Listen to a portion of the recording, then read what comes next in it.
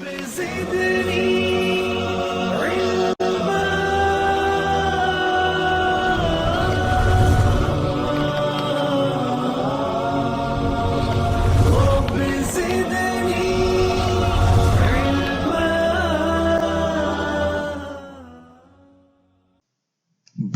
شریف میں ایک بڑا ہی بد کردار اور بدکار شخص تھا۔ اس شخص کا یہ قاعدہ تھا کہ وہ جو بھی گناہ کرتا تھا اسے کاغذوں پر لکھ لیا کرتا تھا، جس کی اس نے ایک کتاب بنا رکھی تھی۔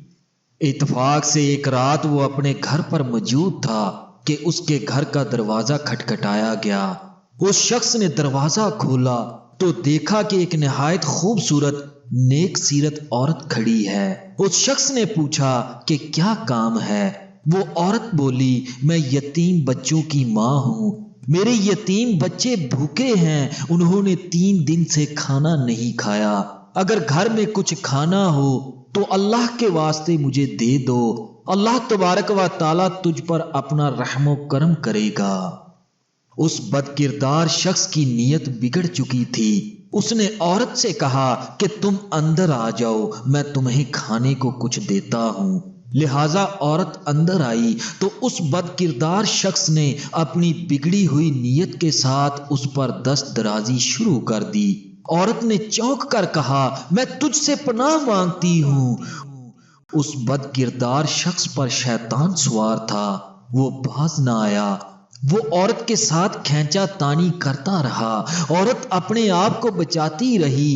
یک لخت عورت نے آسمان کی طرف منہ کر کے کہا، اے ہر سختی و شدت کے کھولنے والے، تو مجھے اس شخص سے محفوظ رکھ۔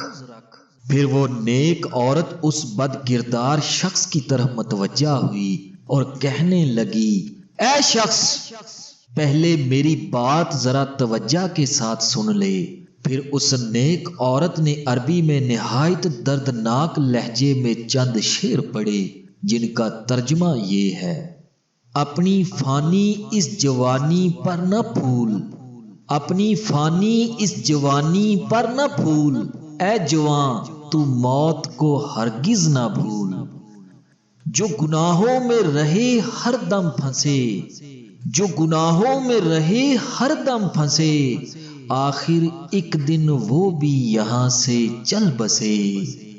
لے گئے ساتھ اپنے کیا بس ایک کفن، لے گئے ساتھ اپنے کیا بس ایک کفن، ڈر خدا سے اس کا تو باغی نہ بن، تو نے بھی تو ایک دن جانا ہے مرا، تو نے بھی تو ایک دن جانا ہے مرا، مت ستا مرنے کو رکھ پیش نظر۔ اس کے بعد وہ نیک عورت زارو کتار رونے لگی اور سر اٹھا کر کہنے لگی، الہی میری فریاد کو پہنچ اور اس شخص سے مجھے نجات دے۔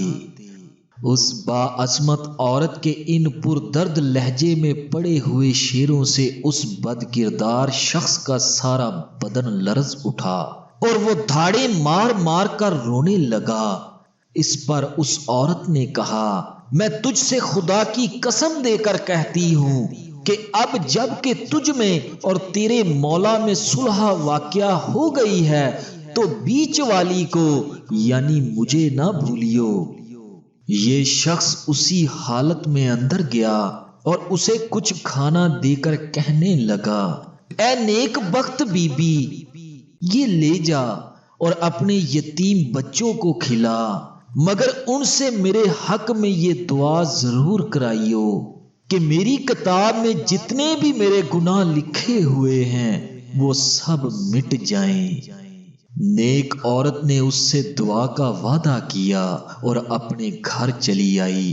جب بچوں کے آگے کھانا رکھا تو اس شخص کے لیے دعا کی درخواست کی۔ بچوں نے کہا، اے ماں، خدا کی قسم، جب تک ہم اس کے لیے دعا نہ کر لیں گے کھانا نہ کھائیں گے۔ بچوں نے اس شخص کے لیے دعا کی، کھانا کھایا۔ اس بد کردار شخص نے کچھ وقت کے بعد جب اپنی کتاب دیکھی تو سارے گناہ مٹ چکے تھے، ساری کتاب صاف اور سفید تھی، کسی ایک گناہ کا بھی اس میں نشان تک نہ تھا۔ ناظرین گرامی، اللہ تبارک و تعالی بڑا غفور الرحیم ہے۔ ساری عمر گناہ کر کر کے اپنے نامہ اعمال سیاہ کر لو، اور اگر ایک بار بھی سچے دل سے اخلاص کے ساتھ اس سے ڈر کر رونے لگو تو یہ ندامت کے آنسو ساری عمر کے سیاہ نامہ اعمال کو دھو ڈالتے ہیں اور گناہوں کا نام و نشان باقی نہیں رہتا۔ ناظرین گرامی، یہ بھی معلوم ہوا کہ پاک باز اور با عصمت عورت کسی قیمت پر بھی اپنی عزت و عصمت پر دھبا نہیں آنے دیتی۔ اللہ تبارک و تعالیٰ سے دعا کرتا ہوں کہ اللہ پاک ہم سب کو اپنے ظاہری و باطنی گناہوں پر مغفرت اور بخشش طلب کرنے والا بنائے اور 5 وقتہ نماز کا عادی بنائے۔ آمین ثم آمین۔